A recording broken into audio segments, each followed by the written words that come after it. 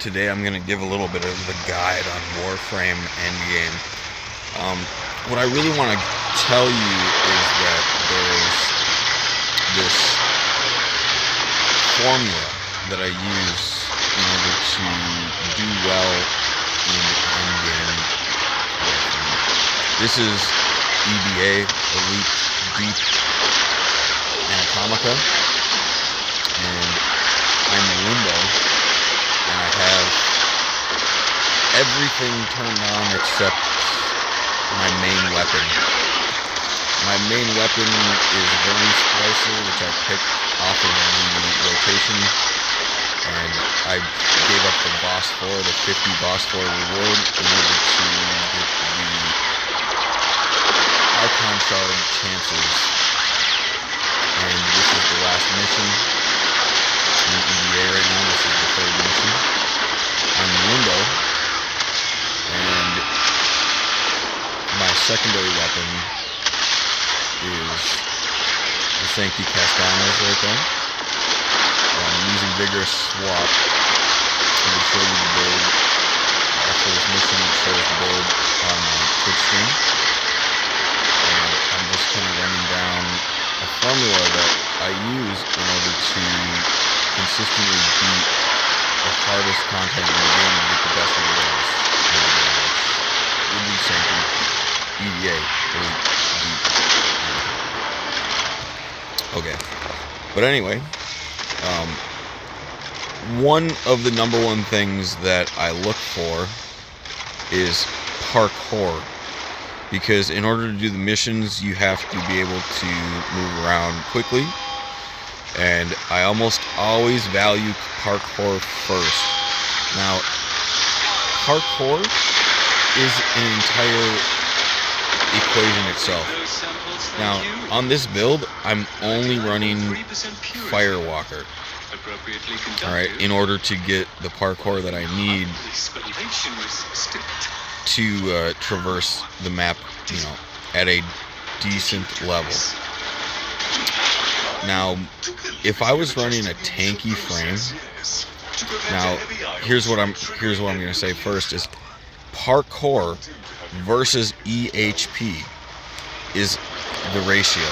Now, I'm running 4 blues and they're all armor because it's Limbo, and I'm running 1 orange.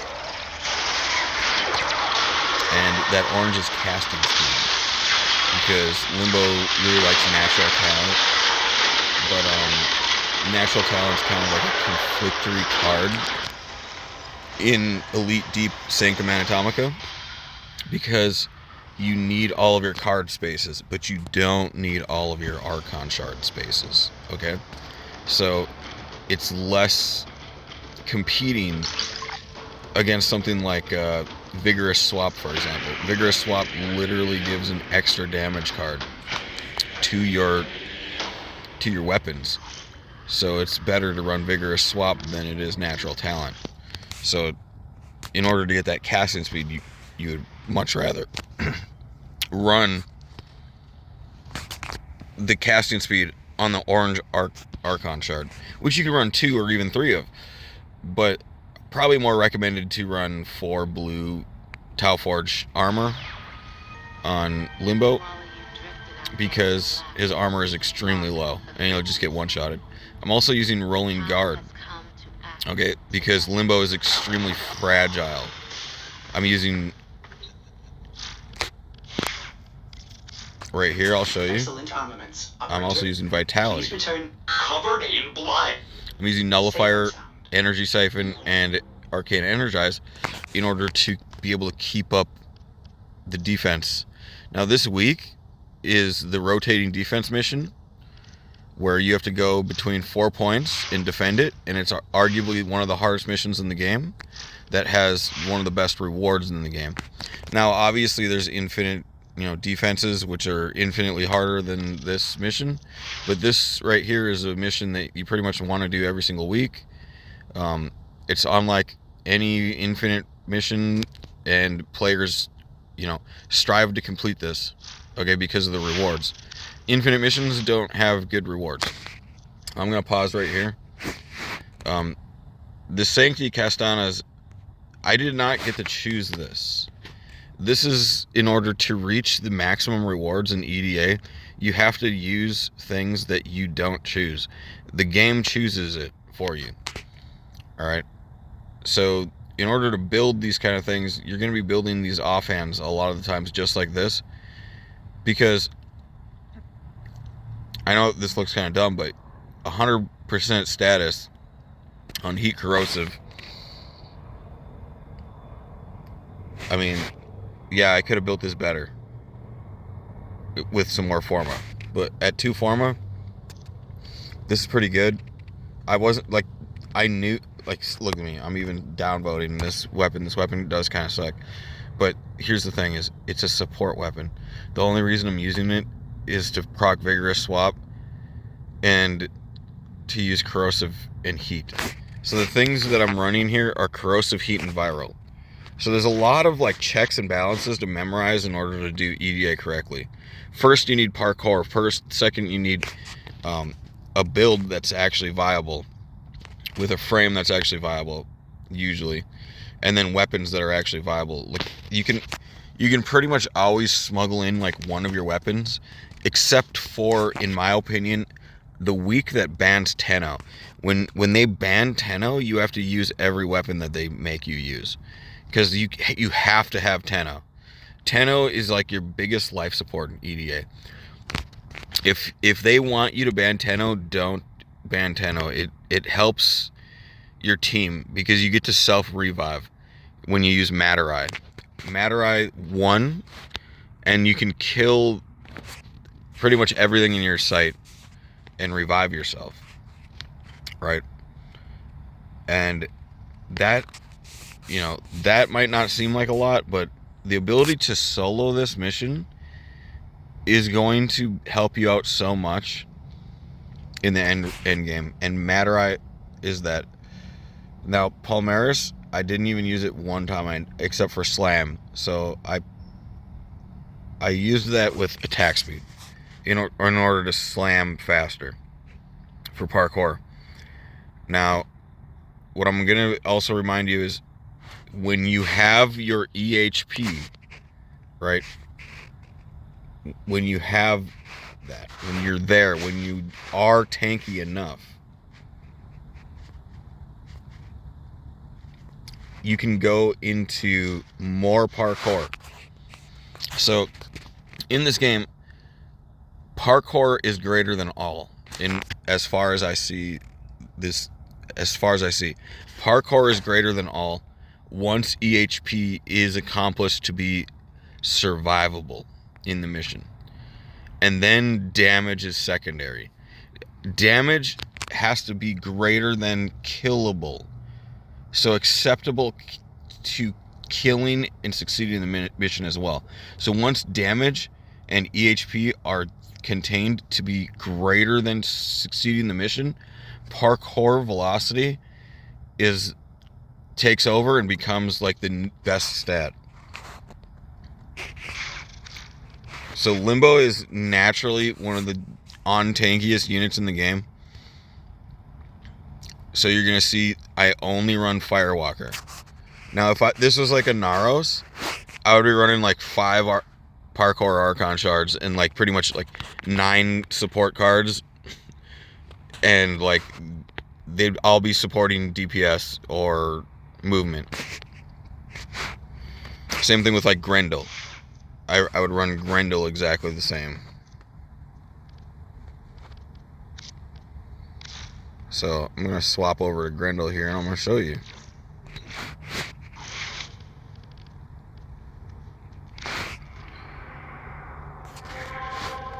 I need your help. Master Entrati's. So I want to go show you what I did here this week on EDA. Every single thing's checked except the primary weapon, just like I said. Experiments are under threat from the murmur.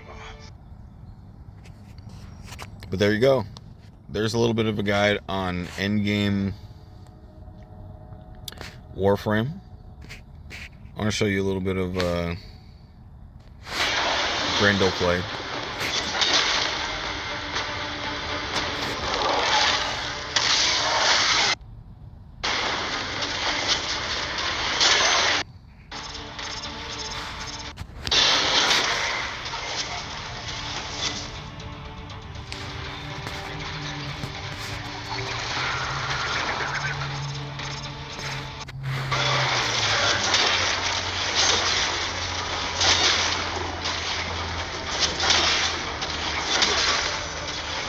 So I'm using Kratos in order to slam, and that's pretty much all I use it for.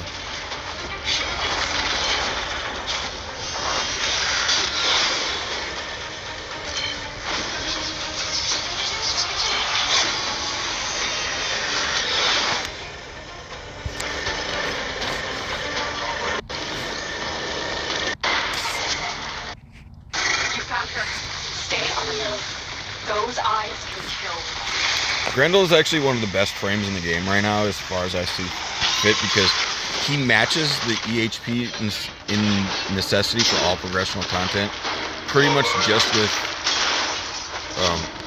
Umbral cards. All you need is Umbral Vitality, Intensify, and the armor. 3 Umbral cards, and he's already in the EHP club to pass everything in the game, including Elite Deep Sanctum Anatomica, yes. Because when he has people in his stomach, he gets 1,500 armor. 300 armor per.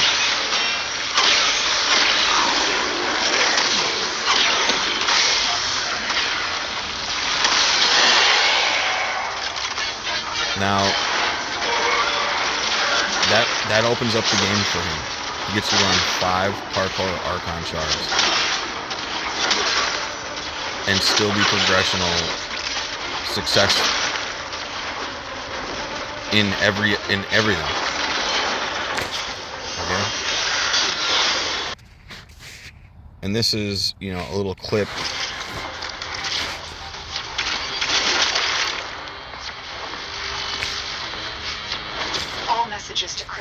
Now, let me run down Grendel a little bit more. It is a vigorous swap build. I'm pretty sure I'm running synth for extra reload and extra bullet jump. I'm pretty sure he's running, you know, maybe adaptation is like the only other card just to be like ignorantly tanky in like one more card where he gets 10 times more health if he's repetitively attacked. Now, after that, I'm running like toxic jump for even more parkour velocity.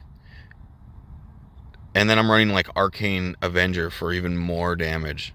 I'm running like Grace for even more tankiness. Because there's like not many ways of getting reliable, consistent parkour velocity.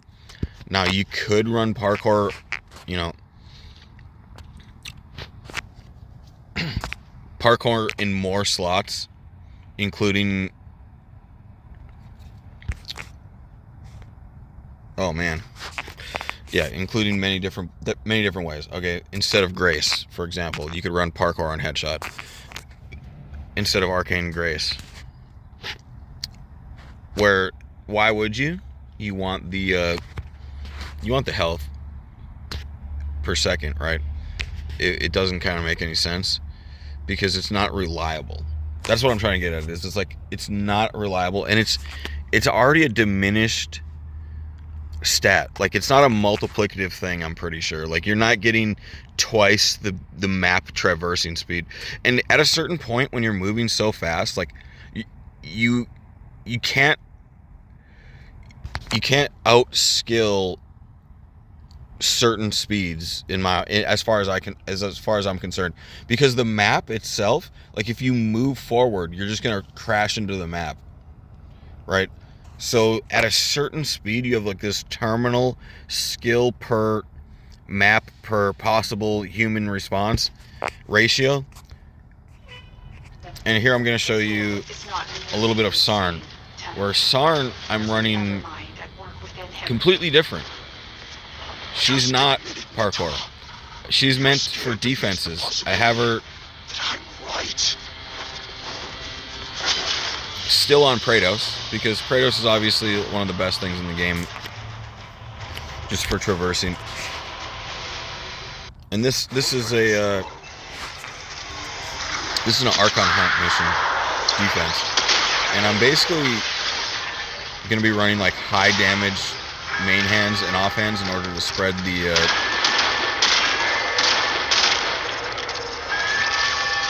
Saryn corruption, right? The AIDS. And And I'm not going to go into depth of every single Warframe here, but I'm just going to give you the main elements that you need for endgame. Alright, and the endgame to me is Archon shard hunting, which means elite deep, sanctimon, atomica, and Archon hunts. Okay. All you're going to pretty much ever need is these two frames, grendle and saryn, and then whatever it tells you for the weeklies. And you're obviously going to be using your best judgment on who to use.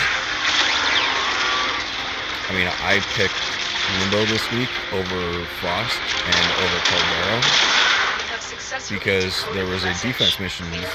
That defense mission is notoriously hard. I even almost failed it because I didn't get to the other side in time to put my Limbo bubble down.